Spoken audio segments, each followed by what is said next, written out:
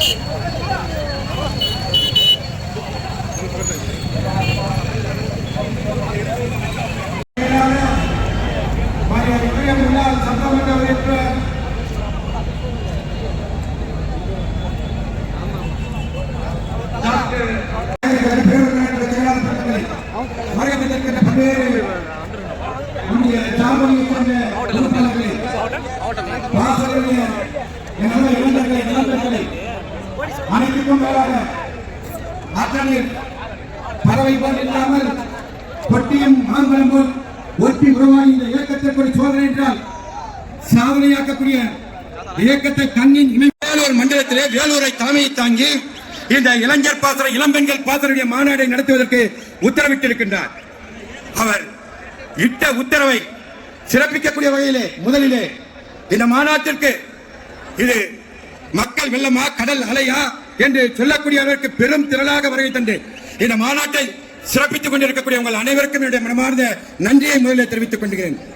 பாசறை என்பது அம்மா அவர்களால் தொடங்கப்பட்ட ஒரு இளைஞர் பாசறை இளம்பெண்கள் பாசறை என்ற ஒரு அமைப்பு. இந்த அமைப்பு சாதித்து காட்டியது. 2011 அம்மா அவர்கள் ஆட்சிக்கு வருவதற்கு வித்திட்டது இளைஞர் பாசறை இளம்பெண்கள் பாசறை என்பதை மறந்துவிடக் கூடாது. அடுத்து ஐயா அவர்கள் இந்த மாநாட்டிற்கு பெயர் வைத்திருக்கின்றார். 2026 இலக்கு இளைஞர் பாசறை இளம்பெண்கள் பாசறையுடைய வேலூர் மண்டல மாநாட்டினுடைய இலக்கு இது அடுத்து வருகின்ற ஆட்சிக்கு வித்திடக்கூடியது. அந்த வித்திடக்கூடிய இந்த மாநாடு இது வேலூர், இது ஒரு கந்தக பூமி, சுதந்திரத்திற்காக வித்திட்ட பூமி. இந்த சாதித்து காட்டுவோம் இளைஞர் படை இளம்பெண்கள் படை ஐயாவின் பின்னால் நிற்கின்றது. நாங்கள் சாதித்து காட்டுவோம். கிட்டத்தட்ட இந்த மாநாட்டிற்கு 24 சட்டமன்ற தொகுதியிலிருந்து இங்கு இளைஞர்கள் வந்திருக்கின்றார்கள். உங்களை ஆட்சியில் அமர வைப்பது எங்களுடைய கடமை. இன்றைக்கு காட்டு தர்பார் ஆட்சி, ஒரு குடும்ப ஆட்சி விரட்டி அடிப்பதற்கு தயாராகிவிட்டோம். புரட்சி தலைவர் எம்ஜிஆர் அவர்கள் வித்திட்டார்கள். இளைஞர்களை முன்னிறுத்தினார்கள். சத்துணவை கொடுத்து இளைஞர்களுக்கு கல்வியிலே அவருக்கு வழிவகைகளை உருவாக்கி தந்தார். புரட்சி தலைவர் அம்மா அவர்கள் சைக்கிளை கொடுத்தார், லேப்டாப்பை கொடுத்தார், கல்வி உபகரணை கொடுத்தார், திருமண உதவித்தொகை கொடுத்து கல்விக்கு வித்திட்டார்கள். அதே வழியிலே இன்றைக்கு புரட்சி தலைவர் எம்ஜிஆர், புரட்சி தலைவி அம்மார்கள் வழியிலே நீட் தேர்வை நாங்கள் ரத்து செய்வோம் என்று சொல்லி ஆட்சிக்கு வந்த திமுகவிற்கு சரியான ஒரு சவுக்கடியை கொடுத்திருக்கின்றார். இது உச்ச நீதிமன்றத்துடைய தீர்ப்பு. நீட் தேர்வை யாராலும் ரத்து செய்ய முடியாது. ஆக இதை பொய் சொல்லி ஆட்சிக்கு வந்திருக்கின்றீர்கள். இதை எந்த சூழ்நிலையிலும் நீட் தேர்வை ரத்து செய்ய முடியாது என்பதை உணர்ந்த ஒரு சாதாரண விவசாய குடும்பத்தில் பிறந்தவர், ஒரு ஏழை குடும்பத்தில் குக்கிராமத்திலே சிறுவம்பாறை இன்றைக்கு ஆட்சி அதிகாரத்தில் இருக்கக்கூடியவர்கள் பொய்யையும் புரட்டையும் சொல்லி ஒரு குடும்ப ஆட்சி நடத்திக் கொண்டிருக்கின்றார்கள். அதற்கு முடிவு கட்ட வேண்டும். வரும் 26 மீண்டும் ஒரு சுதந்திர தமிழ்நாட்டை உருவாக்க வேண்டும். ஒரு குடும்ப ஆட்சியை விரட்டடிக்க வேண்டும். அதற்கு நம்முடைய ஒரே தலைவன், தகுதி வாய்ந்த ஒரே தமிழகத்தில் இருக்கக்கூடிய ஒரே தலைவர் நம்முடைய எடப்பாடியார் என்பதை உணர்ந்து பம்பரமாக சுழற்றி இன்னும் ஒரே ஆண்டுகள் தான் இருக்கின்றது. ஆக நாம் அனைவரும் இணைந்து பணியாற்றுங்கள். ஒருவருக்கு இணைந்து நம்முடைய லட்சியம் என்ன? பொய்யையும் புரட்சியும் சொல்லி ஆட்சிக்கு வந்தவர்களை விரட்டி அடிக்க வேண்டும். இதுதான் நம்முடைய லட்சியம். நமக்காக தன்னை அர்ப்பணித்துக் கொண்டு இன்றைக்கு அம்மையா அவர்கள் தனக்கு உடல்நிலை சோர்வு ஏற்பட்டாலும் கூட பல்வேறு புரட்சி தமிழர் ஐயா எடப்பாடியார் அவர்கள் பாசறையுடைய எழுச்சி உரையாற்ற இருக்கின்றார்கள். இதோ உங்களுடைய எழுச்சி உரையாற்ற வருகை தந்திருக்கின்றார். அமைதி காக்க வேண்டும். அப்படியே அமர்ந்து அவர் முடியும் வரை, அவர் பேச்சை முடிக்கும் வரை அப்படியே அமருங்கள். அவர் பேச்சு முடியும் வரை எல்லோரும் அமைதி காத்து இங்கு அருகாமையில் இருக்கிறவர்களாம் அவருக்கு எந்தவித தொந்தரவும் கொடுக்காமல் இறுதி வரை அவர் பேச்சை கேட்க வேண்டும் என்று உங்களை இருகரம் கூப்பி பணிவோடு கேட்டுக் கொள்கிறேன்.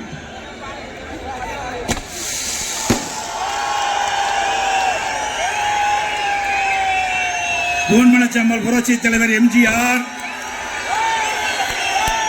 இதயம் புரட்சி தலைவி அம்மா தெய்வத்தை வணங்கி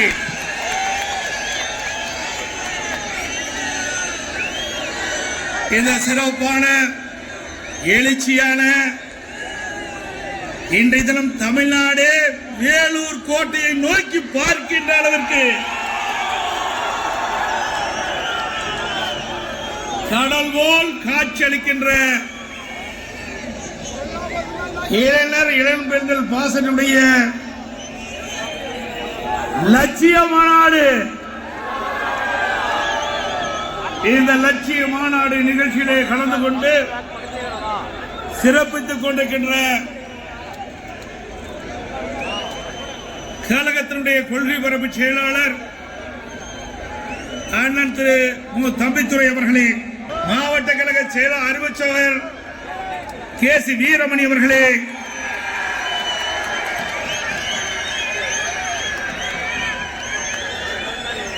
இந்த கோட்டை மைதானமே நிரம்பி வழிகின்ற அற்புதமான இளைஞர் இளம்பெண்கள் பாசனுடைய லட்சிய மாநாடு நடத்துவதற்கு காரண கருத்தாவாக இருந்த கழக இளைஞர் பாசன இளம்பெண்கள் பாசனுடைய செயலாளர் முன்னாள் எம்எல்ஏ அறிவுச்சவர் டாக்டர் வி.பி. பரமசிவம் அவர்களே, இந்த சிறப்பான நிகழ்ச்சியிலே கலந்து கொண்டு சிறப்பித்துக் கொண்டிருக்கின்ற இந்த மாவட்ட கழகத்தினுடைய செயலாளர் அருமை சகோதரர் திரு எஸ்.ஆர்.கே. அப்பு அவர்களே, முன்னாள் அமைச்சர்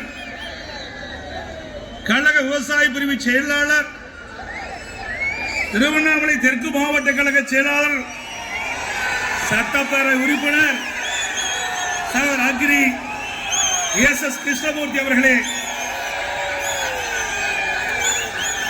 வேலூர் மாவட்ட கழகத்தினுடைய புறநகர் மாவட்ட செயலாளர் சகோதரர் திரு வேலழகன் அவர்களே, ராணிப்பேட்டை கிழக்கு மாவட்ட செயலாளர் அரசு துணை கொறடா சட்டப்பேரவை உறுப்பினர் சகோதரர் திரு சு. ரவி அவர்களே, ராணிப்பேட்டை மேற்கு மாவட்ட கழக செயலாளர் சகோதரி எஸ்.எம். சுகுமார் அவர்களே, முன்னாள் அமைச்சர் காஞ்சிபுரம் மாவட்ட கழக செயலாளர் அறிவுச்சவர் திரு வி. சோமசுந்தரம் அவர்களே, முன்னாள் அமைச்சர் திருவண்ணாமலை கிழக்கு மாவட்ட கழக செயலாளர் சகோதரர் எஸ். நிர்வாகிகளே,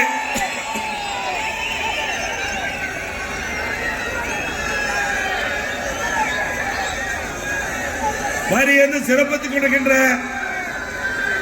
10 மாவட்டத்திலிருந்து வரி புரிந்திருக்கின்ற மாவட்ட கழகத்தினுடைய ஒட்டுமொத்த நிர்வாகிகளை, வரி வந்து சிறப்பித்துக் கொண்டிருக்கின்ற கழக உடன்பிறப்புகளை, பாசனையை சேர்ந்த சகோதரர்களே சகோதரிகளே, மேடையில வீற்றிருக்கின்ற முன்னோடி தலைவர்களே, கழக உடன்பிறப்புகளே, பெரியோர்களே, தாய்மார்களே, பத்திரிகையாளர் ஊடகங்களே, அனைவருக்கும் என்னுடைய முதற்கண் நன்றி கலந்த வணக்கத்தை உரித்தாக்குகின்றேன்.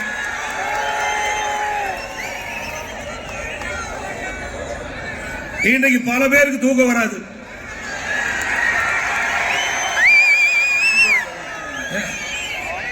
சொல்லி ஏன்னா கோட்டையிலே இருக்கின்றவரை வீட்டுக்கு அனுப்புகின்ற கூட்டம் இந்த கூட்டம்.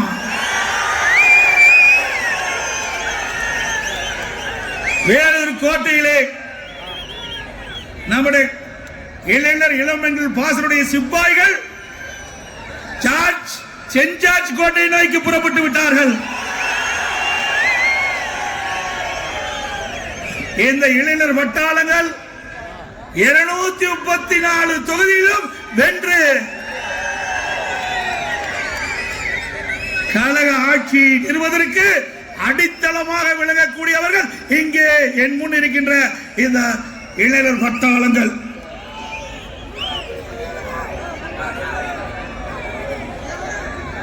இன்னைக்கு பொன்மலைச்சம்பல் புரட்சி தலைவர் எம்ஜிஆர் இயக்கத்தை துவக்கின்ற பொழுது தீய சக்தி திமுகவை வீழ்த்த வேண்டும் என்பதற்காக இந்த இயக்கத்தை துவக்கினார். பொன்மலைச்சம்பல் புரட்சி தலைவர் எம்ஜிஆரை திமுகவில் இருந்து கருணாநிதி நீக்கப்பட்ட போது இங்கே இருக்கின்ற இளைஞர் பட்டாளைகள் போல அன்றைய தினம் இளைஞர் வட்டாரங்கள் புரட்சி தலைவர் எம்ஜிஆர் பின்பு சென்ற காரணத்தினால் எல்லா தேர்தல்களும் வென்றார்கள். இளைஞருடைய பலம் அந்த அளவுக்கு இருக்கின்றது. பொன்மனச்செம்மல் புரட்சி தலைவர் எம்ஜிஆர் அவர்கள் பல்வேறு அணியை தோற்றுவித்தார்கள். இதையும் புரட்சி தலைவி அம்மா அவர்கள் 2008ஆம் ஆண்டு கழக இளைஞர் இளம்பெண்கள் பாசறை என்ற புதிய அணியை உருவாக்கி சுமார் தமிழகத்திலே 30 லட்சம் இளைஞர் இளம்பெண்களை சேர்த்தார்கள். ஆக இந்த அமைப்புக்கு ஒரு வலிமை கிடைத்தது, இயக்கத்திற்கு ஒரு வலிமை கிடைத்தது. ஒரு கட்டளம் வலிமையாக இருக்க வேண்டும் என்று சொன்னால் அஸ்திவார வலிமையாக இருக்க வேண்டும். ஒரு இயக்கம் வலிமையாக இருக்க வேண்டும் என்று சொன்னால் அதிலே தொண்டர்கள் வலிமையாக இருக்க வேண்டும், அது இளைஞர்கள் அதிகமாக இருக்க வேண்டும். அதற்காக அம்மா அவர்கள் இளைஞர் பாசறை உருவாக்கினார்கள். அதன் மூலமாக தேர்தலிலே இளைஞருடைய உழைப்பு கிடைத்தது, வெற்றி கிடைத்தது. அதே போல மாண்புமிகு அம்மா அவர்கள் இந்த அமைப்பை ஏற்படுத்துவதற்கு அனைத்து மாவட்டங்களிலும் பொறுப்பாளர்களை நியமித்தார்கள். அப்பொழுது நான் கொள்கை பரப்பு செயலாளராக இருந்தேன். சேலம் மாவட்டத்திற்கு எனது பொறுப்பை ஒப்படைத்தார்கள். அப்போ எல்லா மாவட்ட பொறுப்பாளர்கள் ஊர் ஊராக சென்று, கிராம கிராமமாக சென்று, நகர பகுதியில் சென்று அம்மாவுடைய கட்டளை ஏற்று 30 லட்சம் இளைஞர்கள் இளம்பெண்களை இந்த இயக்கத்தை சேர்த்து தமிழகத்திலே இளைஞர்கள் அதிகமுள்ள ஒரே இயக்கம் அதிமுக இயக்கம்.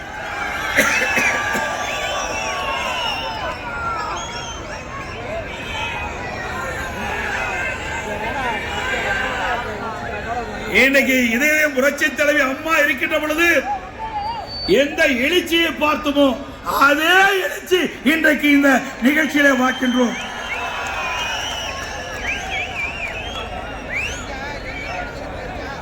இன்றைக்கு இதை ஒட்டி அனைத்து இந்திய அண்ணா திராவிட முன்னேற்ற கழகம் இன்றைய தினம் கிராமத்திலிருந்து நகர வரை இளம் தலைமுறை விளையாட்டு வீரர்கள் என்று புதிய அணியை இப்பொழுது உருவாக்கி இருக்கின்றோம். என்ன விளையாட்டு என்பது இளைஞர்களுக்கு பிடித்தம். எல்லா பகுதியிலுமே இளைஞர்கள் விளையாட்டிலே ஆர்வம் கொள்வார்கள். அப்படிப்பட்ட ஒரு அணியை உருவாக்க வேண்டும் என்ற அடிப்படையிலே இன்றைய தினம் அனைத்து இந்திய அண்ணா திராவிட முன்னேற்ற கழகம் இளம் தலைமுறை விளையாட்டு வீரர்கள் அணி என்ற ஒரு புதிய அமைப்பை உருவாக்கி இருக்கின்றோம்.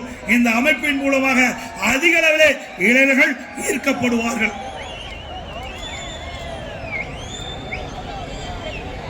வெற்றியை நாளை சரித்திரம் சொல்லும், இப்படி தோற்பின் எப்படி வெல்லும்.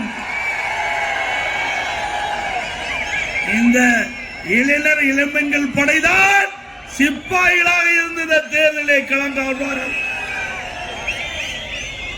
சுவாமி விவேகானந்தர் கூட அப்பொழுது குறிப்பிட்டார், என்னிடம் 100 இளைஞர்களை தாருங்கள், உலகத்தையே மாற்றி காட்டுகிறேன் என்று சொன்னார். அந்த அளவுக்கு இளைஞருடைய பலம், சக்தி தேவை. அதனால்தான் இந்த அமைப்பை அம்மா உருவாக்கினார்கள். முன்னேற்ற கழகம் யாரை நம்பியும் இருந்தது கிடையாது, மக்களை நம்பி இருக்கின்றது.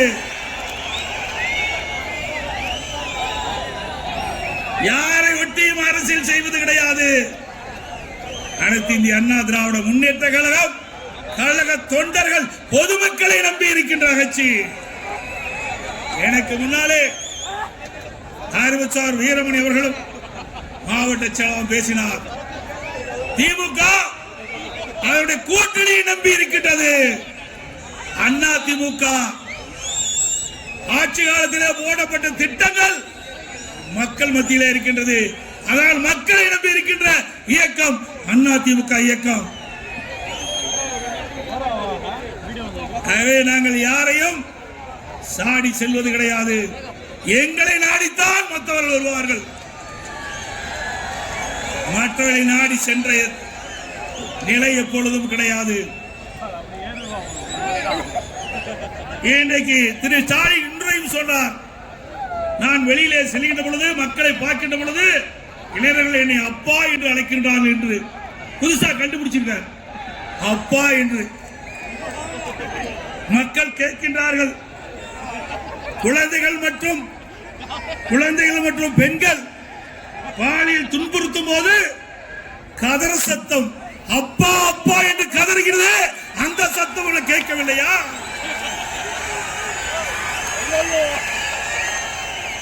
3 வயது சிறுமியில் இருந்து பள்ளியிலே படிக்கின்ற சிறுமி வரை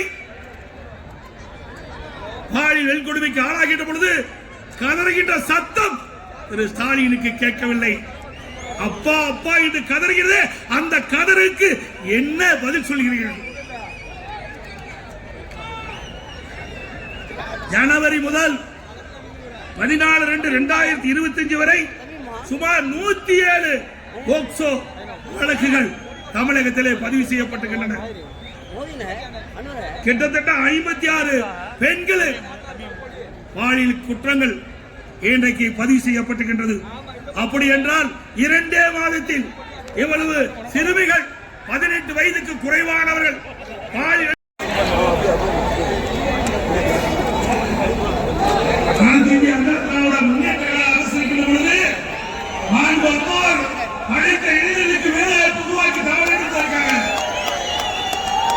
சென்னையிலே தொழில் முதலீட்டாளர் மாநாட்டை நடத்தி சுமார் 2,42,000 கோடி தொழில் முதலீட்டை ஈர்த்து சுமார் 2 லட்சம் பேருக்கு வேலைவாய்ப்பை உருவாக்கி தந்தார்.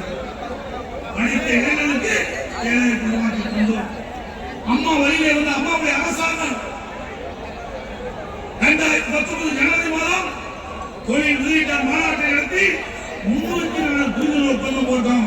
3,05,000 கோடி தொழில் முதலீட்டை ஈர்த்து சுமார் 5 லட்சம் பேருக்கு நேரடி வேலைவாய்ப்பு, மறைமுகமாக 5 லட்சம் பேருக்கு, 10 லட்சம் பேருக்கு.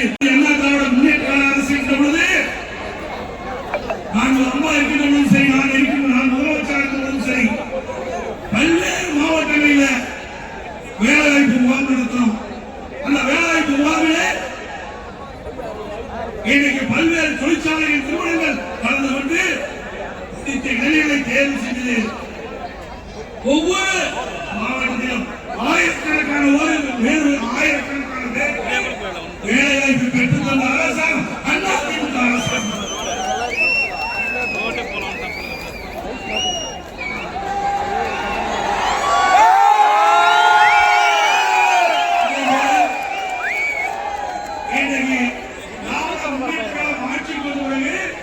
விலைவாசி 2 அளவுக்கு உயர்ந்திருக்கிறது.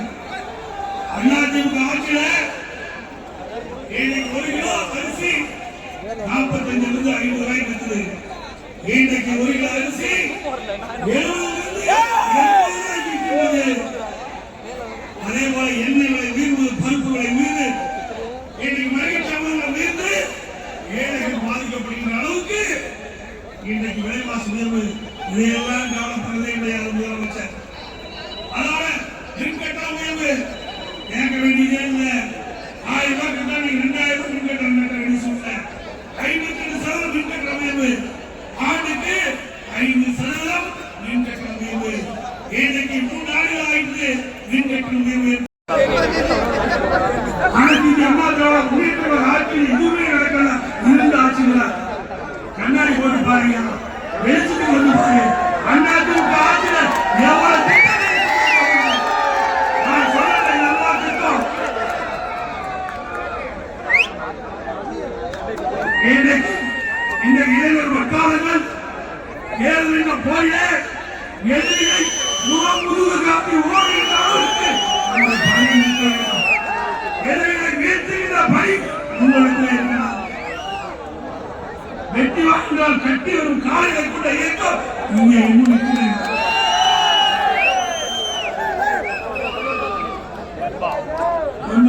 புரட்சித் தலைவர் அம்மாவர்கள் இந்த பாசன அமைப்பை ஏற்படுத்தி